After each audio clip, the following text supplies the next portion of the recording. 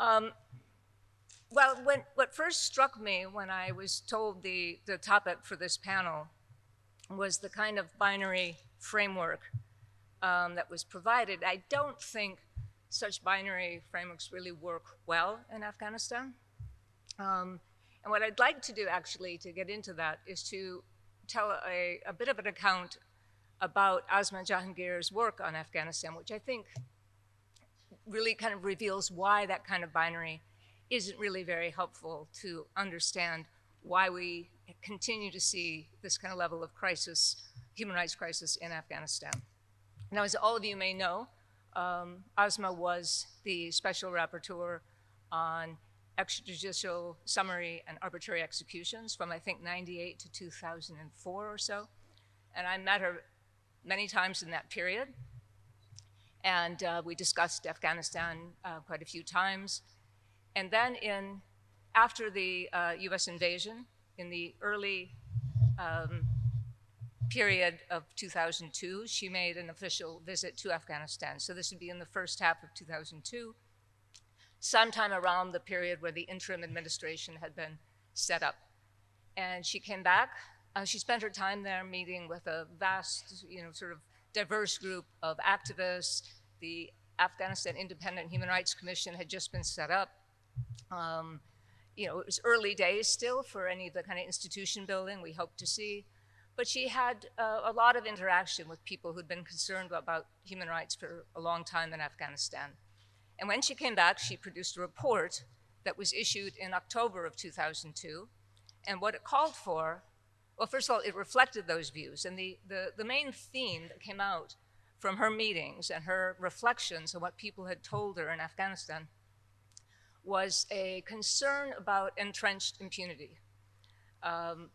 People had just seen the return, in this case, of Northern Alliance figures in the new government, allies of the US in their fight against the Taliban, now becoming part of the new administration. And there was a lot of concern then about what this would mean and the impunity that prevailed and had prevailed since the very beginning of the war in Afghanistan. So she, in her report, called for a commission of inquiry to be established to look into even the past in Afghanistan, to lay out these reasons for these continuing kind of cycles. Afghanistan's war is kind of a layering.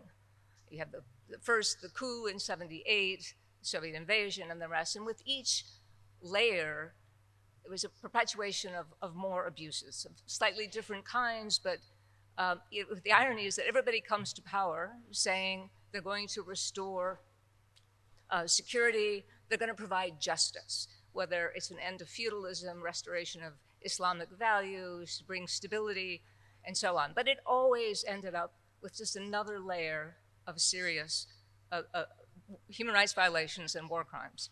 So her suggestion was to have this commission inquiry and launch a real effort to try to understand these patterns. Well, of course, this was shut down immediately. The US was just embarking on its major military campaign in Afghanistan, which included things like extraordinary renditions and torture and CIA black sites. And the last thing they were going to support was any kind of scrutiny about their behavior. And Lakhdar Brahimi, who was the special representative, was also completely opposed to this, saying that it would rock the boat at a time when it was necessary to begin to provide, some level of peace and security. Well, we all know how that turned out.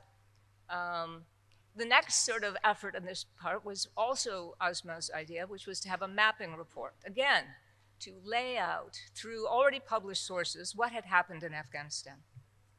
From the Taliban, all the way back to, again, the beginnings of the war. And that report was written using the passive voice there. I was one of the authors of that report, full disclosure.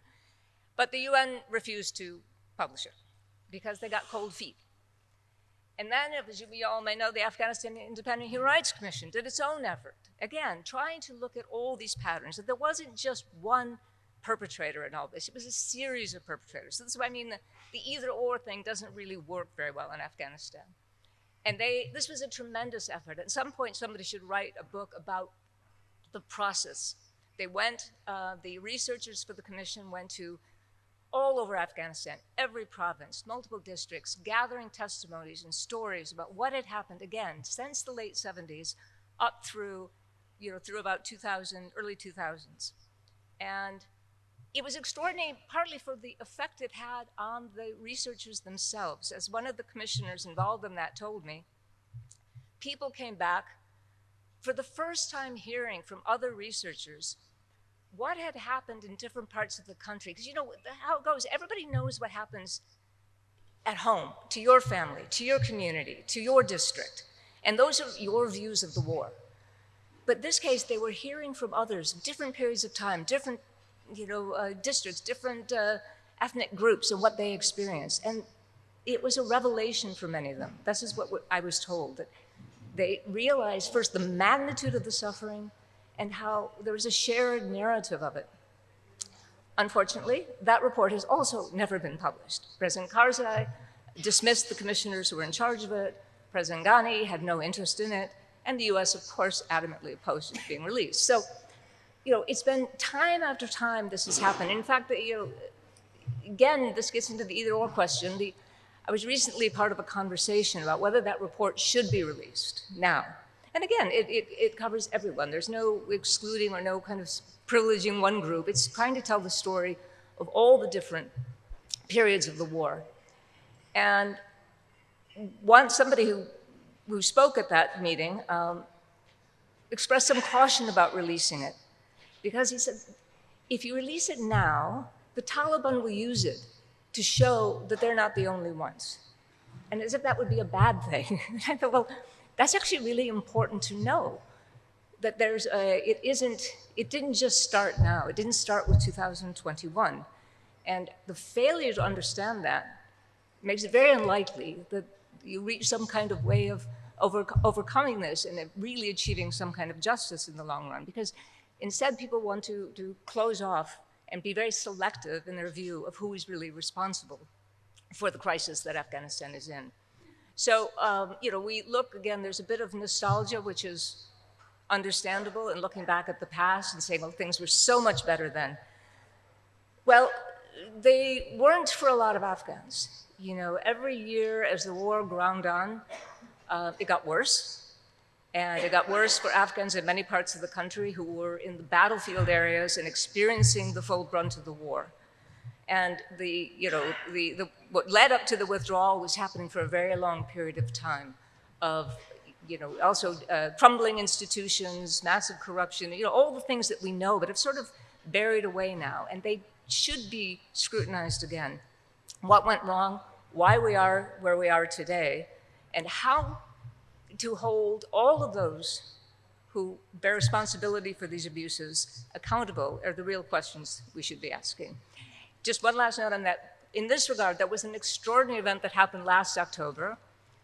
Again, it sort of echoes of what Asma tried to achieve, was the UN Human Rights Council adopted a resolution establishing an independent mechanism on Afghanistan to gather evidence of war crimes, human rights abuses, going all the way back in the past again.